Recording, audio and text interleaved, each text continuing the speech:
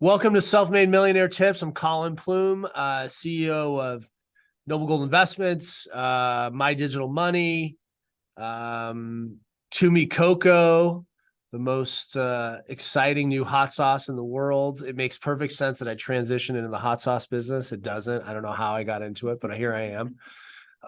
And today I'm excited to have someone that's well-established, Carla Vaughn, who's got her own bookkeeping, taxes, payroll company that she sort of fell into in some way or another, which happens a lot in business. You think you're on a path, and then you end up having to go in a different path. But I'm excited to have her here. She's written a book.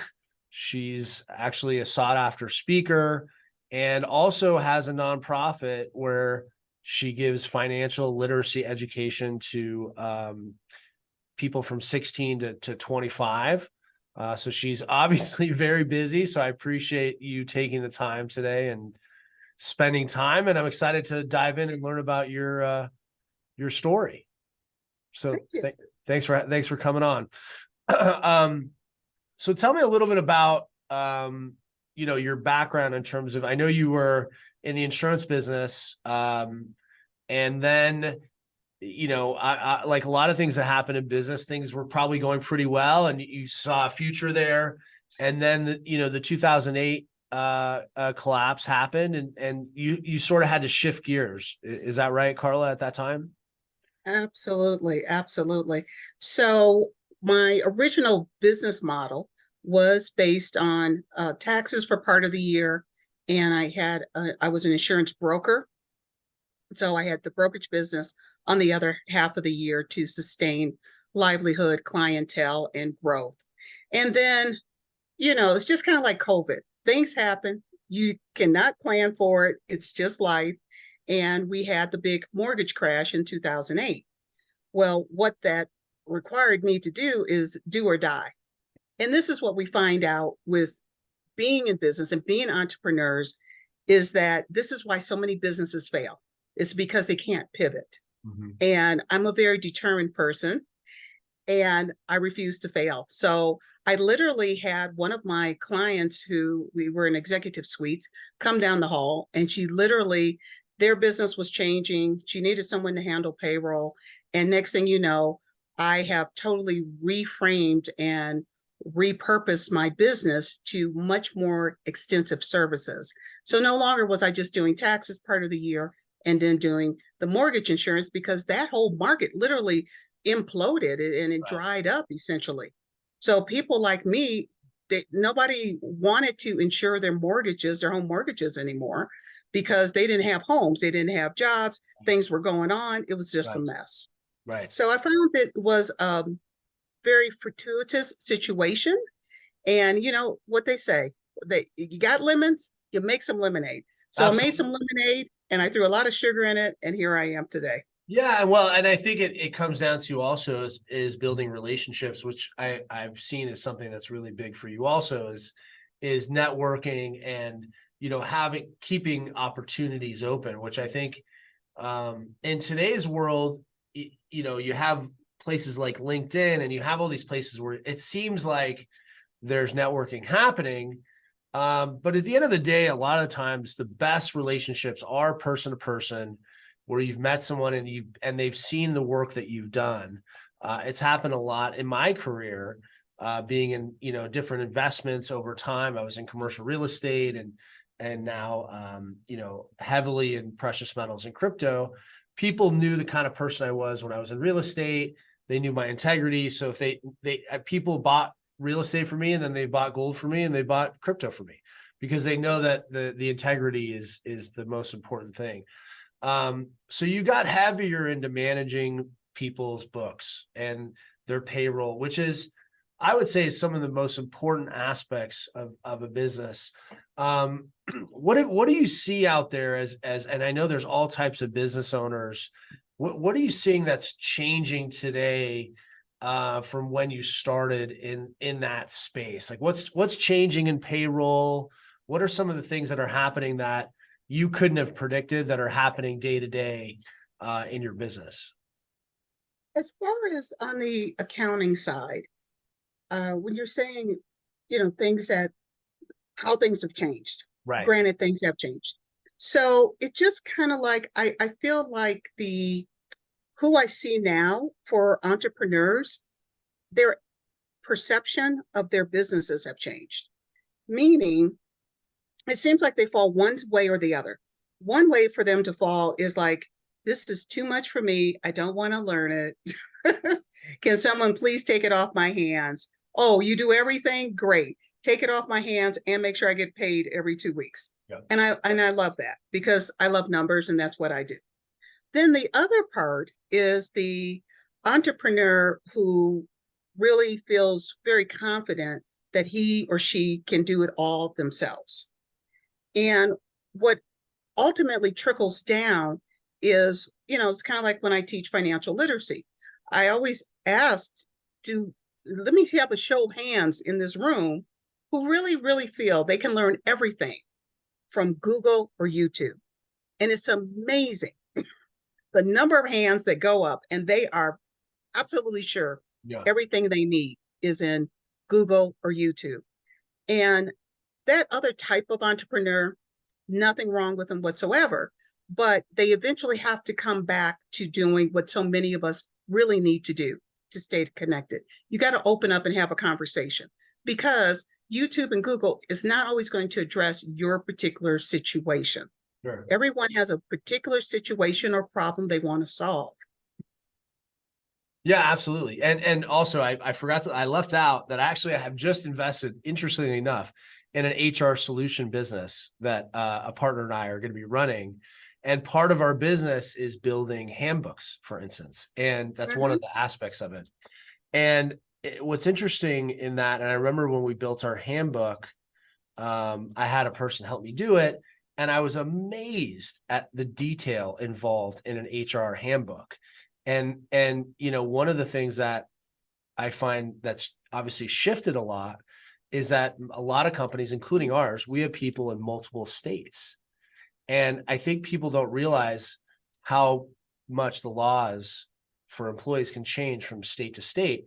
Yes, I could probably learn them, but why would I, as an owner, when you have a product or whatever, why would you focus your energy on learning HR rules that change every year? I mean, legitimately, they change. So it does always surprise me when someone tries to do too much in a business. And at the beginning, listen, if you have a small P&L and you're running it through QuickBooks, you could probably get by and survive. But once you got some legitimate money coming in, you got multiple layers, maybe you got some AR, you're waiting on some money. And I've seen P&Ls that my mind is blown that they don't have all the money coming in, or they don't know where the money is, and they're not. Do you find your business, are they looking at it monthly? Like I look at my P&Ls monthly. Do people look at their stuff monthly? Like, what do you see happening with business owners? No, they don't. Okay. So what I come across is kind of twofold. I come across the entrepreneur that is, lack of a better word, kind of fumbling through their financials. And so they're on top of them, but they're not quite sure they fully understand it and it's not quite right. They're not confident. Right. And then the other thing I see is entrepreneurs that have a relationship with their accountant or their CPA or their bookkeeper, and they only meet with them once every 6 months or at the end of the year. And I run a what's called a client-focused business. And my client-focused business, I tease with my clients, it's not about you, it's about me. Because I meet with them every month. And meeting with them every month means we're on top of the books, we're on top of those transactions, we're on top of any potential problems or any changes that I need to know coming up for the next month that I'm going to see in the books, what have you, so that when we get to this time of year, end of the year, I'm loving it because that means I can whip their taxes out in a very short amount of time. I don't have to wait till what was this transaction you had back in January or February, or what was this? Or, I don't have to go through all that, you Yeah. know? So, and, and you're so right, so many business owners, they wear all these different hats. And in Right. the beginning, a lot of times you do. Yeah. But as you grow, you need to understand you need to trade your time for your money Yeah. so that you can focus in on what you really love to do. Absolutely. 100%. And also, from my point of view, my number one fear when I was running the day to day was that payroll would be late. And now if payroll's late, I just yell at somebody and it's not my fault, which is always nice. That's Yes. always, no, I'm just kidding. But no, but it is my number one fear. But like when you have to do so many things, those things can happen. And now I get reports and I have a Mhm. system set up. So everyone's dialed in and I've really learned to hand off. A lot of it's a control thing, right? Yes, yes. You want to control everything and then you end up screwing up everything. I have a sort of loaded question for you, Carla. Obviously I'm sure different industries, but what industry where you do the books where you're surprised the profit, and what industry is much lower profit than what people think? Could you give me some I idea? think where I see the most profit, and I really admire the companies that do this, believe it or not, is IT. Mm-hmm. Oh, interesting. I, Okay. yeah, Consulting. a, a combination of consulting as well as graphic and design work is typically what most of the IT companies I deal with do. And I find out those companies seem to make the most money when they're engaging with the larger client. They're engaging with corporations, they're engaging with organizations, nonprofits sometimes, to take care of all that back end stuff that, all of us aren't really excellent at. Sure. And so their focus just seems to be between their contractors and what they administer, just a very hefty profit margin, which is very good for them. I think the ones that I see struggle a little bit more are those that are in the food business, because Absolutely. there's again some of those moving parts. Yeah. And like, I was just glad that a couple of them that I have that were caterers and restaurants didn't go out of business during COVID. Right. Right. But the problem there is the impact of doing business. And then what we have seen for so many businesses in the last year is like, okay, this is how we used to do business, but now this is how we have to do business because business life has changed for my industry. So Absolutely. I think staying on top of understanding as we grow into and maintain our businesses, we have to morph, we have to adapt, and we have to change so that we can continue to have a healthy bottom line. Yeah. I think too, when I talk to a lot of business owners is just the shock of, especially in catering, like the shock of labor. Mm-hmm. I think from COVID to now, the cost of a sous chef is probably doubled, but the charge for food, I don't think in a restaurant has a doubled, but the labor cost the food cost has gone up at least 30 or 40%. Yet you don't see that really translate because there's this fear of like you just can't get too high because people won't pay it, which is a legitimate fear as any business owner. You don't want to be too expensive, so you try to find that that balance between what you can charge and what people would pay. But I feel like in that space, especially, a lot of people got out during COVID, so there's less chefs, less people that are able to do that job, and then the ones that stayed in said, you know what, screw it, I'm gonna charge more because there's not as many of me out there that can actually do this job in a sufficient manner. So yeah, I'm sure they're getting squeezed, so to say, on that side. And and with food costs and labor costs, your two biggest costs going up pretty dramatically, it makes it hard to have a pretty significant profit margin in that kind of business. So you're looking at businesses. So you've been doing heavier in the business management, taxes, payroll space since 2009. You've been really heavy in that and looking at all these different businesses. What are some of your takeaways in terms of how these businesses are set up? Are they like, could the owner in many of these businesses walk away, or a lot of the businesses that you see, the owner is really heavy day to day and couldn't walk away even if they wanted to? Well, and this depends on your clientele. So my clientele, I would say easy 90% is still in the growth phase, meaning they are somewhere between that 5 and 15 year mark of being in business. So Right. they're over the first hump and they're on the verge of being over the second hump. So I think it just, first of all, kind of depends on where you're at in that business development Right. to say how much heavy-handedness you're doing. What I do, because part of what I do, I'm a business and tax consultant. So what I do is I advise businesses on that monthly, usually, like if you want to get here, you have to do this over here. Mm-hmm. And what does that look like? So I'm constantly listening to the needs of my clients as they move further and further into the growth to maturity stage so that they can learn to let go. But I mean, you already admitted, you yourself, you're so used to the control. And this is what we are all used to. This is what makes us great entrepreneurs. Okay. One time I was just telling a friend of mine, someone called me bossy early on, my first few years in business, and I took offense. And then I realized, oh yeah, I am bossy. And then I realized that's a good thing. Okay. Absolutely. It just has to be tempered though. And I think it's the same thing when you're ready to hand something off.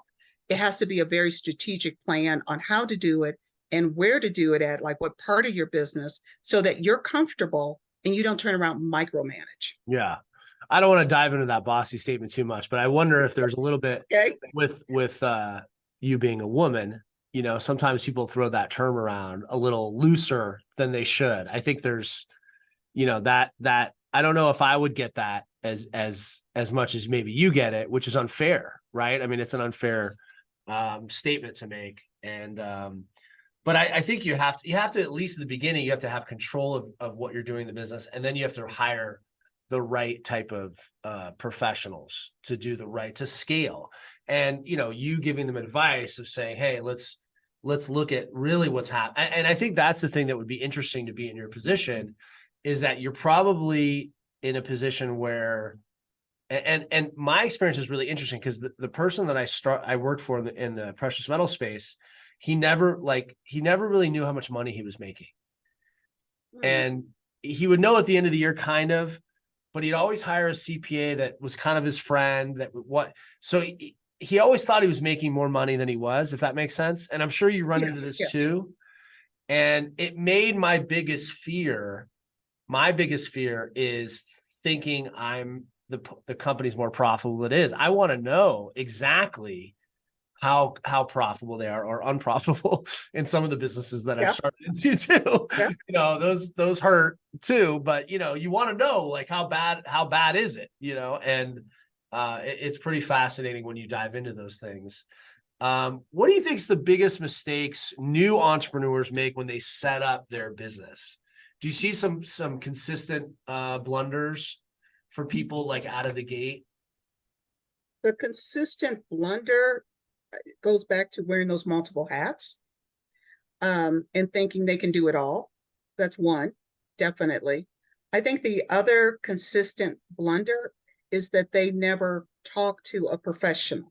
Right. And this is one reason I offer a free consultation, is I will do a free consultation for a startup, even though the startups aren't my sweet spot, because if and this is just my giving nature, if I can help you navigate away from some of those big potholes you're about to fall into, you'll be a little bit better, and maybe you'll survive your first 5 to 7 years being in business. 100%. So I find that a lot. It's the combination of not keeping good records, not doing the books right, thinking you can do everything, and then on top of it all, never talking to a professional, because you're sitting there in your mind thinking, I don't have the money, I don't have the money. This Right. constant thought of lack instead of, hey, maybe I could find someone who can give me a free consultation so that I can get this question answered, or I can figure out, should I be a S Corp, a C Corp, a sole proprietor, or LLC, and what the ramifications are. No, 100%. You're right. Cause they're afraid of the money. They're afraid to spend the money. And Yeah, then, yeah, that's all I think about. and then they realize that a lot of times how you set it up, how you set up the books and how you set up the business in general, how the legal entity is set up, Right. what happens if, there's a lot of those situations, because, I think every partnership starts out with good intentions, but, Yes, things, yes. things change. They don't end with good intentions, but they No. start out that way. So, Absolutely. I'm in a number of partnerships, most of them pretty good. I've had some bad ones too. But yeah, I mean, and I learned a lot. You learn so much from the bad ones, You and do, and and as long as you can make it out, with a little money left in your pocket, I guess, with your shirt. with your shirt, exactly. So May have to leave your shoes and socks behind, but as long yeah, as you left with your shirt, that's a start. exactly. I know you're doing speaking now, and you're doing some speaking on real estate. Are you invested in real estate? Where do you? And I also I want to talk about your nonprofit because I checked out your website. I thought it was interesting. You talk about financial tips, and you mentioned crypto, which I was really surprised because a lot of people are just not feeling comfortable talking about crypto. But let's talk about real estate first. You're an investor there. You've been helping business owners, or how did you get into real estate? I'm not actually in real estate. I talk to real estate groups. Okay. You talked about, okay, about, There's some of my sweet spots. got it. So real estate groups, the networking groups, I've done a lot with Keller Williams, Women's Council of Realtors, those kind of groups. They deal with me not from the real estate side, but from the back office side. Got it.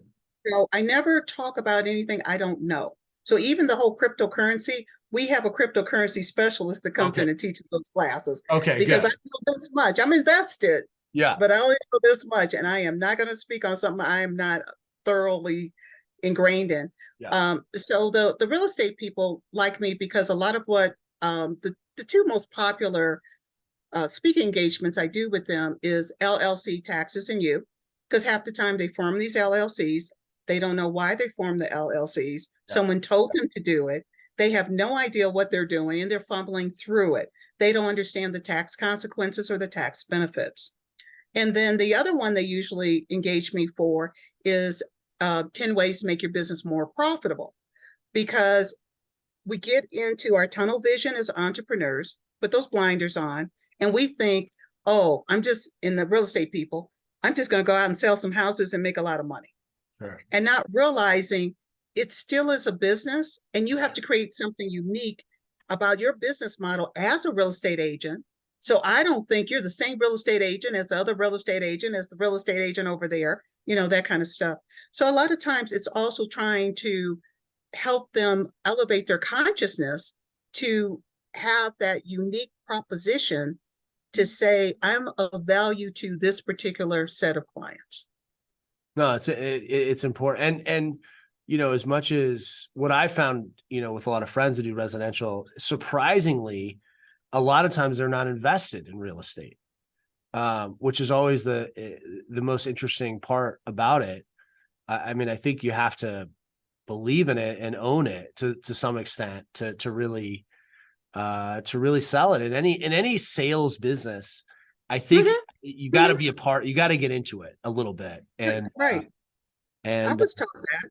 Yeah. I mean, it makes it easier, I think, for me, when I was selling commercial real estate, at the time I didn't have any money to get in, but as soon as I did, I used that knowledge to start, getting invested in there. And I'm so glad that I did, because I was able to use my experience to get out and realize, okay, these are good deals. I'm going to, start investing in that.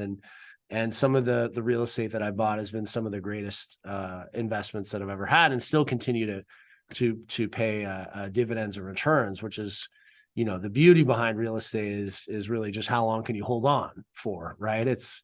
And a lot of people right now are holding on for a ride. It's a really unique time in real estate. But I think I got this one right earlier this year. I predicted, I was saying that the Fed's going to lower rates at this year. I've been saying it since January, and it looks like things might change. So hopefully the real estate market, for all those real estate professionals out there, hopefully it's going to, because 100 basis points, 125 basis points would change the game for real estate right now. They just need a little bit of a pullback just to give people some confidence that they're not. I just think the sticker shock of a 7.5% interest rate, just people are having a hard time getting around, even though historically it's low. I mean, if you go back 40 years, 7% is pretty low, right? I mean, it's still Yeah, cheap but it still money. has to be in relationship to the total purchase price of the house True. and what's going on in the market. I mean, I swear, I'm almost every week I'm talking to real estate agents for one reason or another.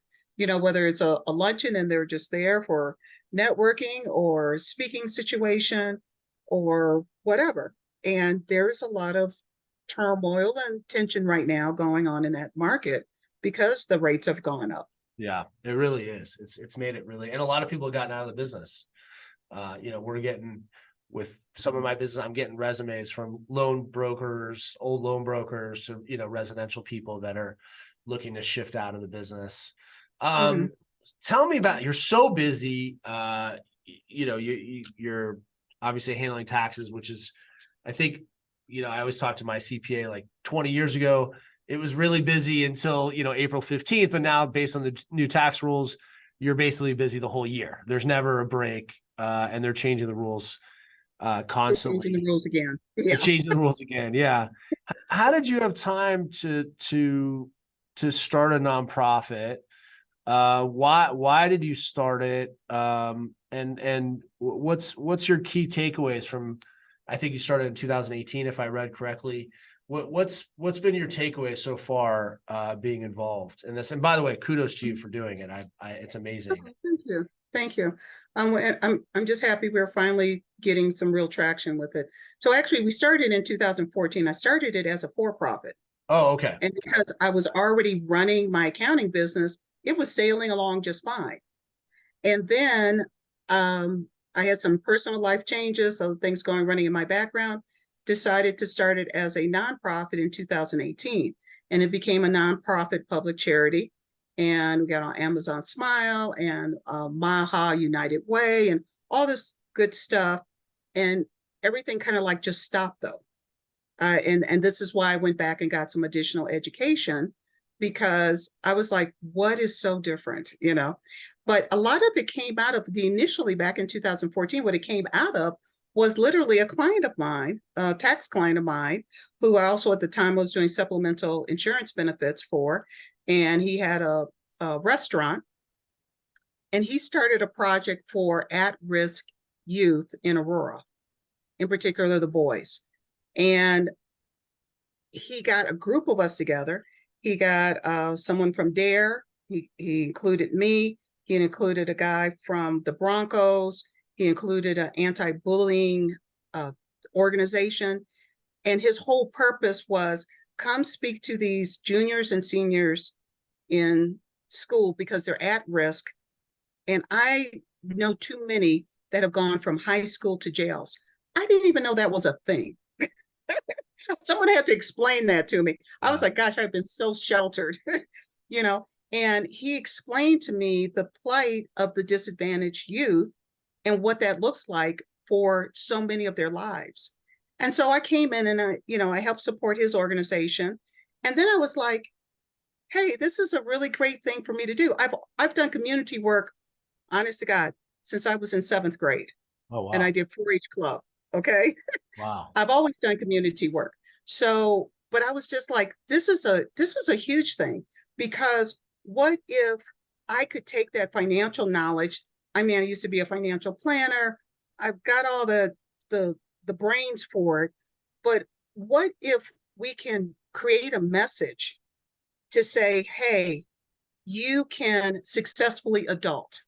You don't have to go commit financial crimes or physical crimes. Right. You don't have to go into student debt.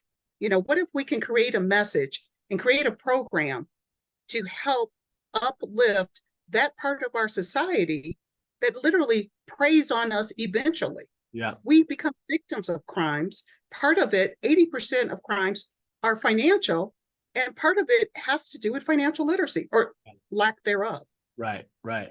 So Yeah. that kind of got me going. Yeah. It did. Yeah. I was involved with a charity that helped uh, people that were involved in domestic abuse. And one of the people that was on the board was abused, and she would just always slam the hammer down and be like, it's all about financial independence. Like, teaching these people, a lot of it is they can't get out of their situation, and that's why they end up being stuck with their abuser. And it's she just would always say, like, because we would talk about different events, she's like, no, you don't understand, we have to teach. It was mostly women, but there was men too. We have to teach these women how to be able to get the right job so they can afford to get out of that apartment or move. And it's similar with at-risk youth. I mean, they probably feel like they don't have any options. They're in a neighborhood where they're not seeing someone get out the way that you should get out and have a successful and prosperous life. And so having the right education and learning about what opportunities are out there, because there is so many, and you're seeing it every day in your business. There's so many different ways to make money. There's so many different ways to have a successful, you don't have to go the normal route that you used to. There's different ways. There's a lot of business opportunities out there. So I commend you for doing that. And what's the name of the nonprofit again? It's Financial literacy first. Financial literacy for what? Great name too. Yeah. So we'll definitely have a description in the box if anybody wants to donate or get more information. And that's in Aurora, Colorado. Correct? It's our office is actually located in Greenwood Village, but you can Okay. find us on Facebook, and we're also on Instagram, but one ST on Instagram. We Okay. got hacked a few times. You know how that goes, right? I know. I know how it goes. Yeah. But So yeah, we're on Facebook and what have you. You can yeah, find us. yeah, absolutely. And people should check that out if they want to get involved. So Carla, you're a self-made millionaire. You could, ride off into the sunset. What keeps you coming in and motivated and doing the nonprofit and doing what you do every day? What's your how do you get up? What kind of keeps you excited about doing what you do every day?